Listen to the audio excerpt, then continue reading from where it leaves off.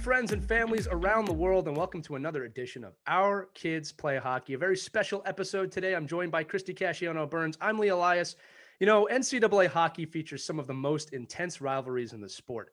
But when it comes to making the game more inclusive, everyone is coming together for the cause.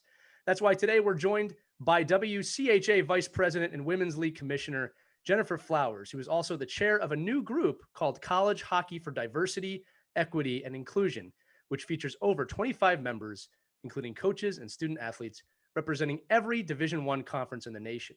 We're also joined by Sophia Burns, a member of the group and a junior student athlete from St. Michael's College in Vermont.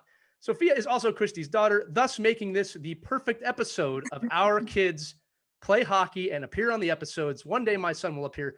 He's 7. I don't know if his thoughts on this are going to matter just yet, but one day they will. It's wonderful to have you both here today. Welcome to Our Kids Play Hockey. Thanks for having us. This is great. It's great to have you guys here. You know, Jen, I want to start with you. You've been quoted as saying, "The energy and commitment that this group has brought to each meeting is inspiring. We are united in our goal and recognize there's work to be done." With that in mind, tell us what led to the creation of this really important initiative, which again is called College Hockey for Diversity, Equity, and Inclusion. And what are the goals of the group?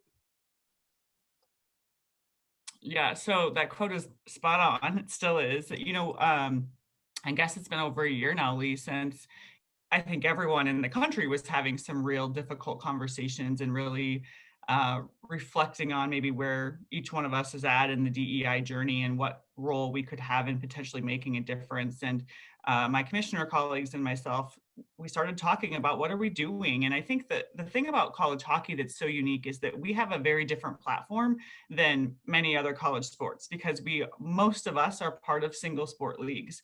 So we felt like we had a chance to try to bring the sport together to make some change. And so, you know, you say that out loud and it feels like it should be real easy, or let's just do it, you know, and the reality is we're talking about conferences all across the country, male and female, different leadership styles, different thoughts, different opinions. And so, and I'm sure Sophia can attest to this, you know, the early stages of us getting things started, we're really just trying to get to know each other and understand where each of us comes from on this topic, what are our overriding goals, and even with that, you said more than 25 people, to try to get all of us on some form of a path to make change has been a little bit of a challenge, but ultimately, you know, at the end of the day, it's really simple, I think, for our group. We want to create some cultural change within the sport. And we use the tagline, one shift at a time, because I think that's the other thing we've really talked about. We're not solving the world in a day. That's not how it works.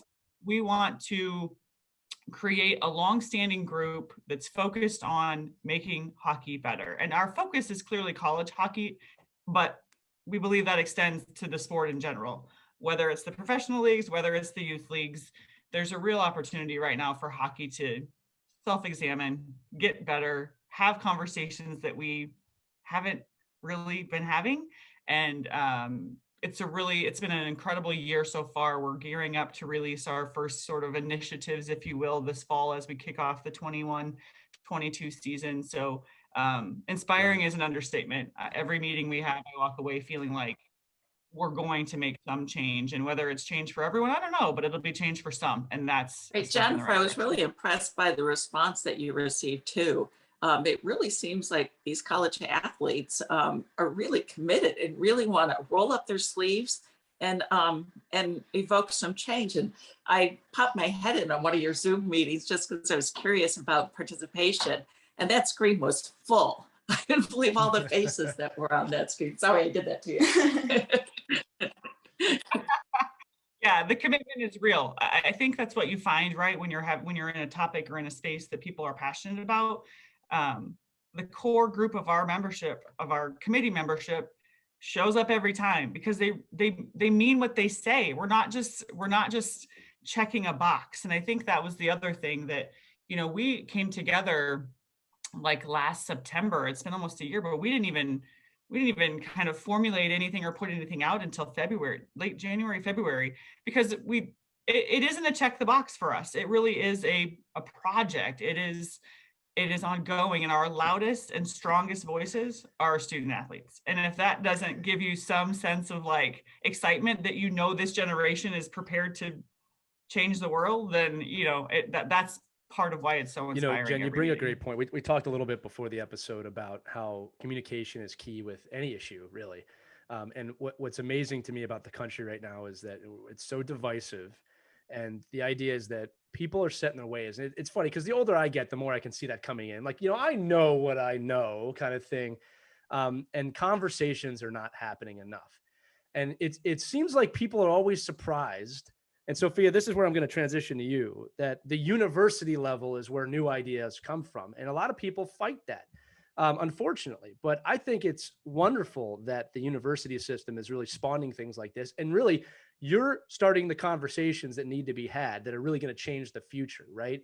Again, people that are older, I'm not making fun of anybody, but you get set in your ways and you start to move down. It's really the generations behind that make the change. So, Sophia, my question for you is, tell me about your experience when you first heard about this, what it was like to get involved, and why you're so passionate about this. Because again, just for those listeners out there, I want you to know that Christie is beaming with pride right now. I can see it on her face. All right. And I just want to make sure, because some people do listen to this instead of watching it. But Sophia, again, eyes on you. Tell us about why this is so important to you, why you got involved, and how you see this going.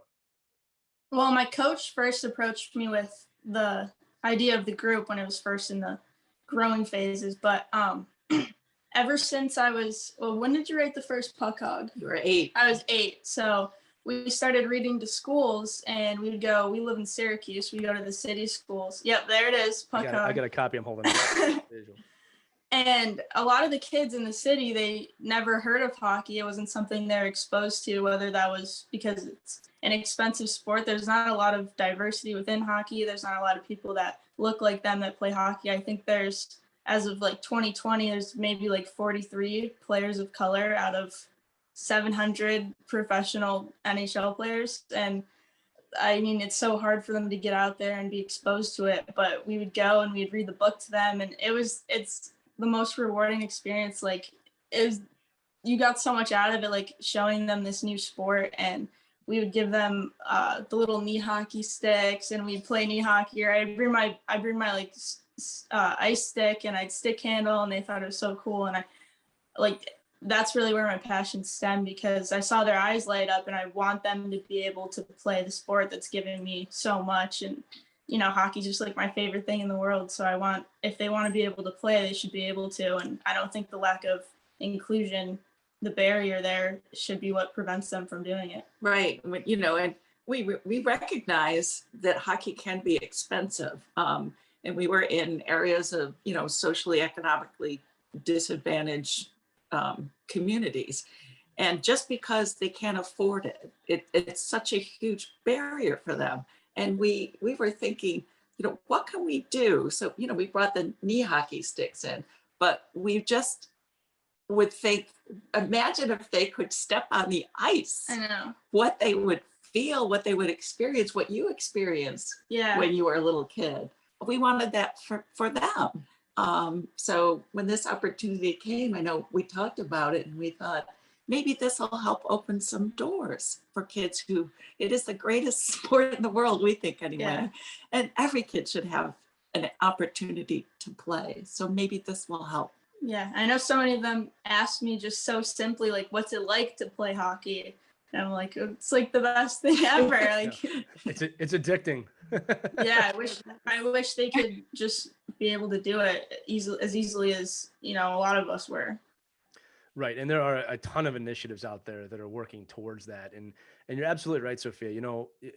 I think it's easy. I'm not trying to call anybody out here, but when you're sitting behind a computer screen and typing, it can be easy to have an opinion like that. But when you get out there to anyone around the world and hand them a hockey stick and watch them fall in love with the game, that really is the key to the entire operation, right? I mean, the game will not survive if we don't open it up to everyone and keep it inclusive. So Jennifer, going back to you, this is a college initiative right now, but it's not limited to that, right? You're trying to make college hockey a welcoming environment for everyone.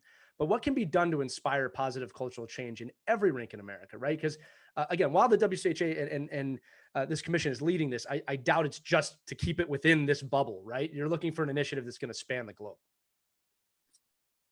Yeah, what's really interesting is when we did make our announcement and kind of formulated, we're here and this is some of the work we're doing, there was a number of reach outs trying to figure out, because I think everyone really across the country, and especially within hockey, USA Hockey, youth hockey, the hockey humanitarian group. I mean, everyone is kind of going through their own DEI journey a bit right now. And we realize that big picture, we need to do this together, that this isn't going to be, we can't be siloed, because hockey is a small enough sport from top to bottom that we should be working together. I think the other piece of that, though, that we've all been very cautious about is, when does that happen? Because you still have to establish your own space, your own focus, and then make the shift. But, one of the things that we're working on right now for us is some, what we call like video tools, where what we want to do, to your point, Lee, is create conversation. So we've identified what we think specifically in college hockey are big key talking points: language being used in the locker room, and just kind of like the respect and dignity of people.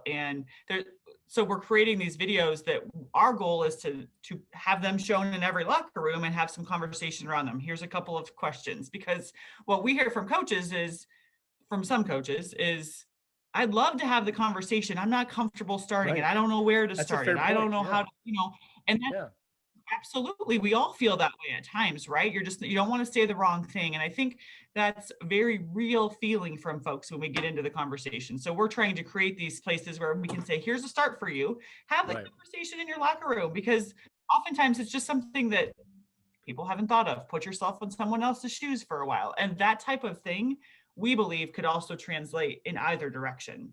There should be conversations happening in the 12U locker room around saying this word or that word, or making sure that this player, who might be the only young girl or boy of color, feels just like everyone else. And here's how, step in their shoes for a little bit, think a little bit more broadly. So I do think we're very cognizant of what we're trying to do, but being able to then take, our educational plans and share them in whichever direction anybody wants to have them. Ultimately, it starts young. I mean, that's all of our student athletes have said over and over. We were hearing these things. We were saying these things in our locker room when a lot of our female players played with the boys growing up, right? So the conversations are different. And so that's, I would say, the one challenge that I think we're going to have, and I think we're feeling that a little bit right now, is some of the difference now between men's hockey and women's hockey. There's a difference. There's a bit more of an inclusive space in women's hockey than there is in men's hockey. How do we fix that? How do we merge that? So we've got a lot of work to do. I mean, let's be honest, we're in it for the long haul, though. That's the truth. One shift at a time. I just keep telling myself that, because I'm not very patient. There's a great quote that I use a lot. People think I'm joking when I say this, but there's this great quote in a Spider-Man movie. Okay, I'm being honest with you. And he says, it's not about saving the world, it's about saving one person at a time. And you can really apply that to a lot of things, right? With this initiative, it's not about changing the world overnight. It's about one person learning at a time. If I can make myself vulnerable for a minute, within my own hockey journey as a man, growing up in the 90s and playing in the 90s and the turn of the century, there was a lot of, let's just say, choice phrases that were very common in the locker room. And, for all the guys listening, I think this is important, right? I remember two in particular, and again, I'm going to have to navigate this carefully to not say anything weird, right? I'll give you one. There was a derogatory term we used towards women all the time. All right. Right. And what I mean by is, don't be a blank, for those of you who can fill in the blank. I remember my wife, who's an incredibly strong woman. I'm surrounded by strong women my whole life, said to me one day, why do you guys say that? And then she said jokingly, we push kids out. You guys can't even take a flick. And it was kind of a funny conversation without getting into it. But the point is she goes, why do you say that? And I realized in that moment, why do I say that? Why do I say that word? And again, it's because I've been hearing it my whole life. But here's the thing, and this is what I want to convey to everyone out there. Once I realized it was wrong, I just stopped saying it immediately, right? And again, I never meant anything by it when I said it. It wasn't like I was thinking, right? But my wife put me in her shoes for a minute, and I realized, why would I say that? It doesn't make any sense. Another word, I'll just, in the 90s, this was very prevalent against someone's sexual orientation, right? And we all said it. And then one day I realized, I said, what am I saying this for? This is going to hurt someone. Odds are there's a gay person in my room all the time. Odds are, right? When you look at the numbers, Why am I saying this word? And again, I just snapped and stopped. And that is how easy it can be. You just make the decision, you take the ego out of it. And again, like it's hard to talk about because it's almost embarrassing to talk about it, but I'm guilty of it. I used to do it, but I want everyone to hear that, because when you realize something's wrong, don't be prideful about it because I've been saying this my whole life. Just stop saying it and say something else. It is that simple. Anyway, I wanted to share that story, you know? And then maybe tell someone else Of stop course. saying it Yeah. too, right? But, Like, I mean, yeah, go ahead. That's so good. Yeah. I'm so glad you said that, because sometimes it does feel like it should just be so much more simple. Just take a second and like be that other person for just Right. a second.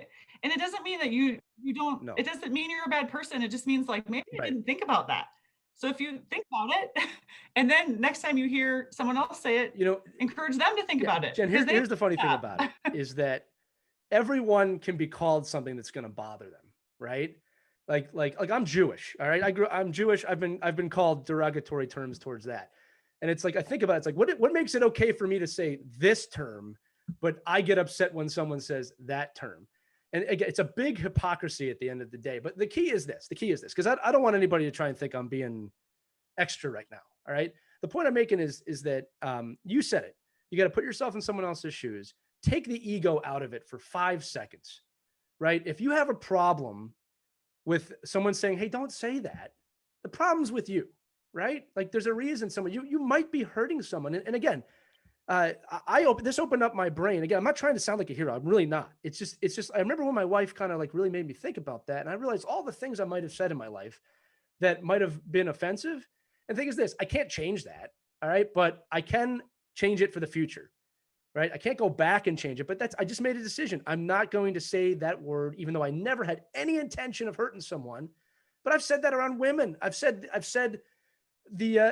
trying not to say the word. I've said the anti-gay slur with gay people, and I'm not even thinking about it. And it's like, again, I was a kid. I feel like I have to defend myself a little bit now, but my point is you make a decision not to say it anymore and you move forward with your life after that. Right. Again, sorry, I'm not trying to take the airtime here.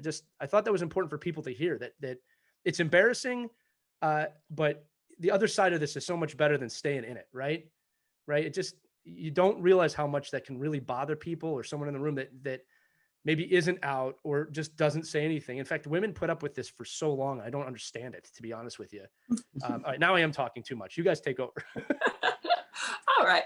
I would love to hear some of the ideas, some of the strategies being discussed, Jennifer, because as Lee mentioned, some of them are simple fixes, easy fixes, but others not so much. What are some of the ideas? And you've got student athletes from all across the country coming together. What are some of the, brainstorming that's gone on, some of the ideas that you heard that you thought, wow, every rink in the country can do this? Yeah, that's the key. We've tried to be pretty strategic about what's attainable. So you can throw a lot of things on the board and then go, okay, how would we actually do that? So we've tried to kind of, I would say, be realistic. And I say that it's funny to me, especially because Sophia's here, because I'm probably the biggest dreamer, but like, then I have to circle back to like, okay, how are we actually going to do this? So like I mentioned, the video educational pieces, that's something we're working on right now and hope to roll that out this fall and kind of do it throughout the season so that, again, we don't want this to be a check the box. We don't want to say, hey, you did your preseason meeting and you've done it and now you're educated. Like, no, we want you to join us on the journey. And we've talked about, I would say a PSA, if you will, that we can run in every single arena. Most arenas now are capable of videos, and all of the websites within Division I. Again, we have buy-in from all of the conferences, which was a huge step for us at the beginning. So now we feel like we have a platform via each conference to share whatever messages that we want to put out. And it's really, I think the one that's the hardest for us to really like grasp is the availability of the game to folks, right? Because we don't have the resources at this point to fund a youth hockey program or to make it cheaper for someone. We definitely want to ensure that we're trying to either get out into the communities or bring those communities to our rinks, one way or the other. And I think each league, that's where it's sort of like, here's what the committee can do. Here's what we can encourage the conferences to do. Here's what we can encourage the schools to do.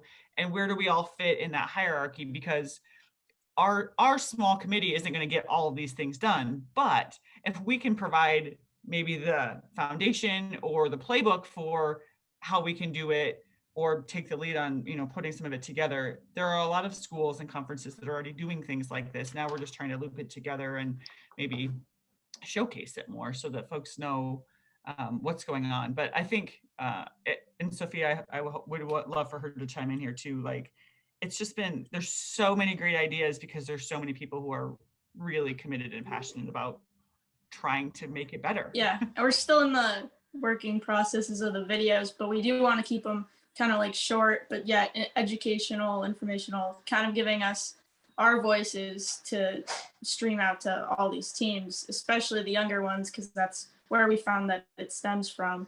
But another idea that I kind of like, I talked to Jen about was having some kind of like flyer at every rink that says like you belong here, or everyone's welcome, or having like our one shift at a time kind of, and the link to our website, just so, there are people that maybe wouldn't necessarily be at a rink and they're there and they see, oh, I do belong here. So, and that's something easy that could be at every rink. Just the first thing you see when you walk in. Yeah, Sophia, I want to follow up on that. When I played college hockey, one of the things we used to do, I played up in northern New Jersey, and we used to go into Newark and read to some of the kids. And what I remember as a freshman, which was a long time ago, was these kids looked at me like I was an NHL athlete. They didn't know the difference between me and, at that time, Eric Lindros, right? It's not Eric Lindros anymore. But the point I'm trying to make is, it is a massively impactful moment, both for the player and the kids when you're able to see each other like that. So why don't you tell us a little bit about what you're trying to do to get into communities, maybe some ideas, and how kids can get involved in the sport? We've touched on this, but I want to hear it from your point of view. Well, I know with COVID winding down, fingers crossed, we can start to be more hands-on with our community outreach, because we kind of missed that in our beginning processes of our group. And I know we wanted to, but it was just hard. And my coaches and I had a few conversations about kind of what Jen talked about, is sending one of like our buses or St. Michael's buses and sending that to the communities where are underprivileged. They wouldn't necessarily be at an ice rink, and have them come skate with us, maybe come to some games, just get them introduced to hockey, pay for like the skate rentals, or maybe even start some kind of like gear exchange or something like that. That's a great idea. I think that's great. I think, every college can do that. Yeah. That's a simple thing. And think of, and you're right, Lee, when college athletes walk into, an elementary school, they're superstars, they're heroes. And so you've captivated them. Now you can use that to spread some good messages, that celebrity status. That's a beautiful thing. That's powerful. It is. Well, and I know in our group, all of us, we're so thankful to be playing at the college level, and we want to use our platform for this. Like, we're just pouring out everything we can into like spreading the sport into these kind of communities where they wouldn't see it.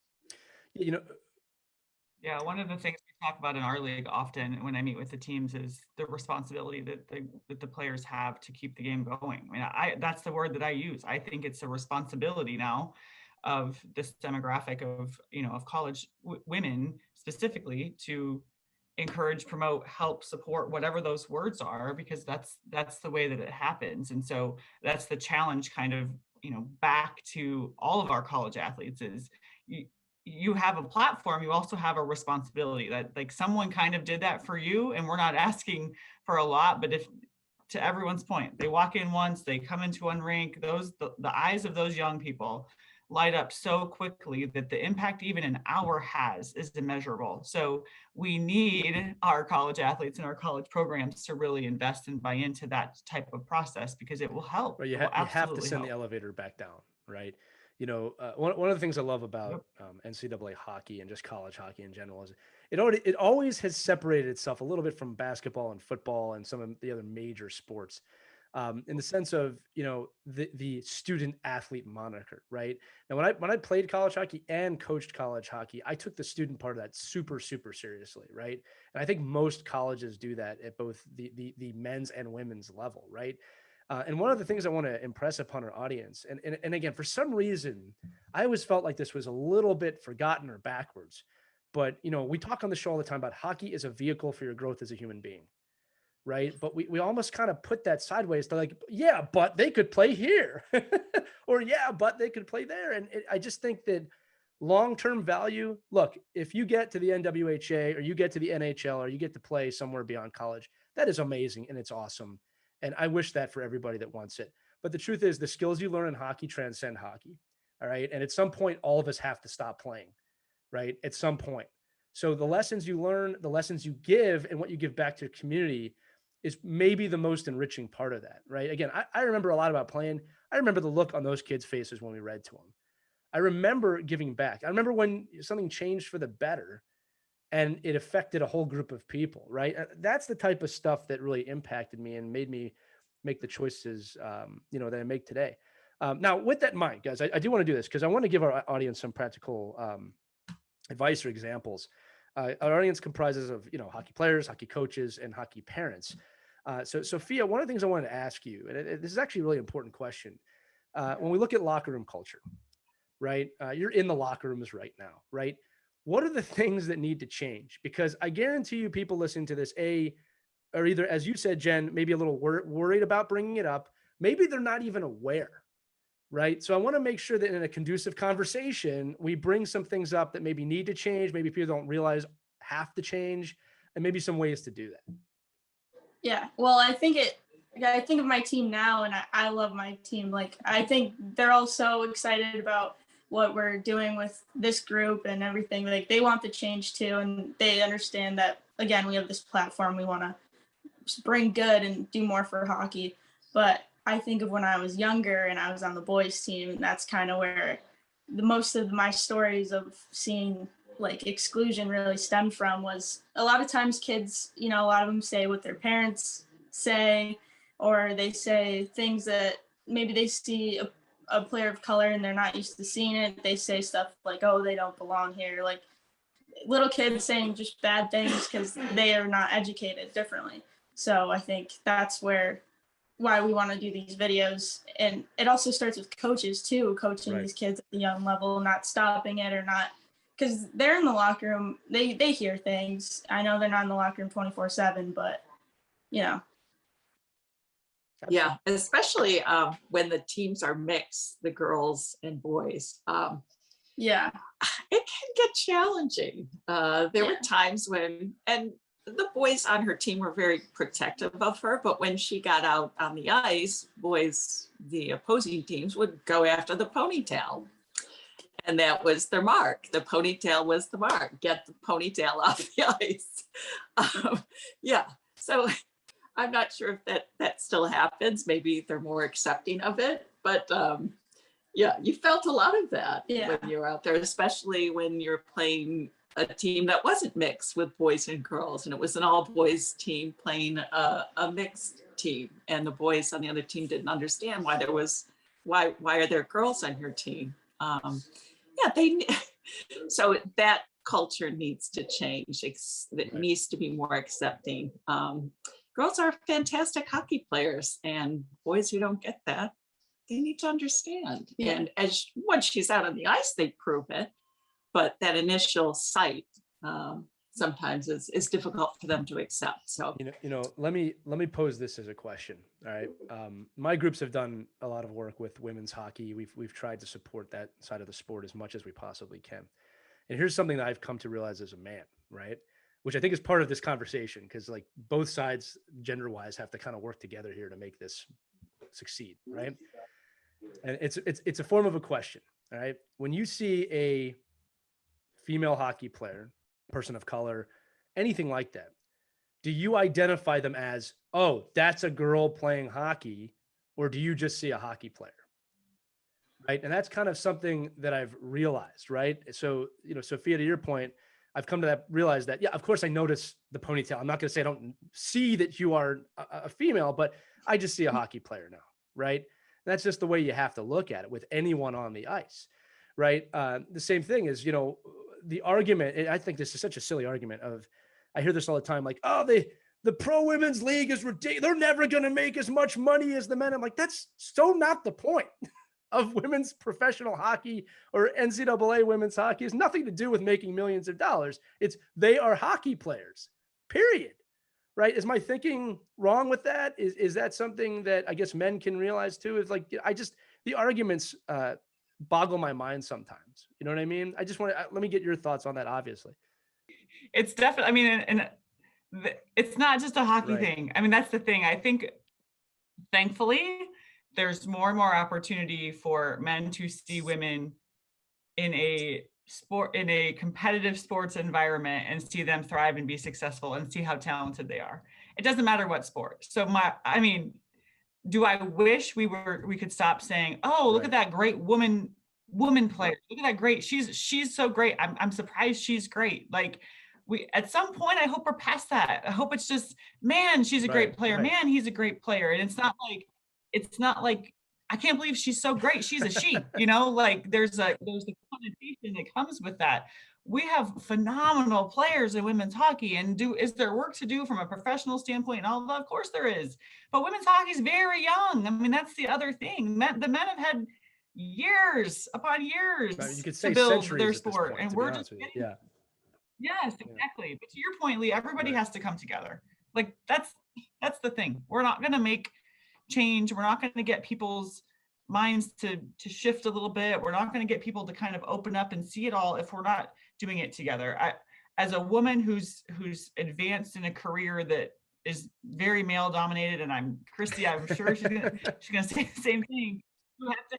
You have to have men champions. You have to have a male who has supported and pushed your journey. And I'm hopeful that for Sophia, she's going to have women champions, and we're to that point now. But none of us have gotten where we've gotten without some men who have said, hey, I get it. You're ultra talented. We need you in this room, and have accepted that, whether that's in a room full of commissioners where I'm the only female, or whether it's on the ice where Sophia is the only ponytail. Either way, that group of people has to accept and love and support that inclusivity, because that's where the change comes. Absolutely. Yeah, and we do have a long way to go. Just 2 weeks ago, we were in line at the grocery store, and a conversation came up because she had her hockey jacket on, and the cashier looked up and said, "Oh, who plays hockey?" And she said, "I do." And they looked at her like she had 3 heads. Wait, ice hockey? Yeah, you play ice hockey, but you're a girl. So yeah, we still have a long way to go. I'll tell you, we still get comments. A very quick story. In 1998 in the Nagano Olympics, I don't credit this enough for like changing my life, but that was the first time women's hockey was held in the Olympics. And I remember walking away from that Olympics with Cami Granato being my hero, right? And I didn't realize it at the time because I was young, but that was not something that was commonly said by, I guess, a dude back then. But that was the era I grew up in. And to see the women's game sprout, really, because that was a major moment in women's hockey, that there's hundreds of thousands of Cami Granatos now, right? Sophia, you're one of them, right? And I have a daughter, right? She's only 4 years old, but she wants to play, I can tell. She runs around the house with a hockey stick. And I'm so thankful as her father that she's going to have so many role models, and that my wish, right, and I'm sure yours too, is that when she does get to college or that age group, that you have paved the way for her, that this isn't a big deal. And I think that's part of the key that we want to make the audience recognize, right? This isn't about changing everything that we know now. It's so that my daughter and all the daughters out there, all the kids out there, it's not limited just daughters, right? That when they get to college, and this is the trailblazing road you guys are paving, that it's not a stigma anymore, and that the initiative you've created helped open that door for so many people. I mean, that's what we're supposed to be about. That's what the whole thing's supposed to be about. But I want you to, all 3 of your trailblazers in your respective fields and what you're doing. I appreciate all of you. We are running low on time. So Christie, I didn't know if you want to jump in with a final question or if we have anything else. Yeah, just my final thought. Racism obviously doesn't belong anywhere. It certainly doesn't belong in hockey. But here's a generation, and thank you, Jen, for leading them.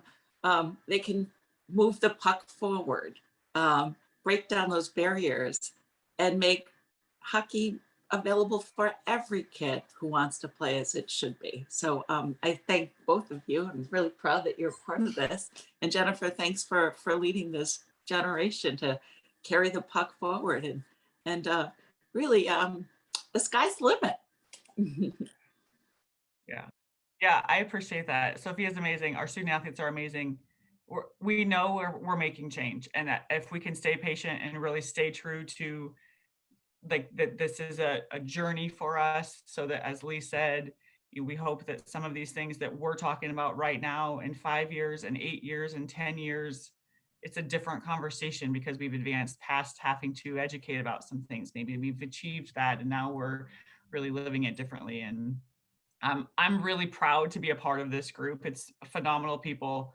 It's a sport that we all love and we want everyone else to love it as much as we love it. And we want to give them the space to come and love it safely and enjoy it. And I think we're going to do great things. And I think if we stay patient and if we stay focused, we're really going to, one shift at a time, make some real the road change. for tomorrow starts today, right? Well, I want to be honest with you. It was an honor to share this episode with the three of you. I'm going to say it again. The three of you are all trailblazers, and I learned myself a lot today, and I hope the audience learned a lot as well. Jennifer Flowers, thanks for joining us. Sophia, thank you so much for being here. Christie, this is the happiest I've ever seen you on any episode we've ever done, which is wonderful to see. I'm Lee Elias. Thanks so much for listening to Our Kids Play Hockey. If you want more information about this initiative, check out collegehockey4dei.com. That's the number 4. Again, we'll make sure that we put it on the bottom of the episode or accompany it. You can check out more Our Kids Play Hockey episodes at ourkidsplayhockey.com or wherever podcasts can be heard. Thanks so much for listening. You have a wonderful afternoon, morning, or evening, wherever you are. Take care. Have a good one.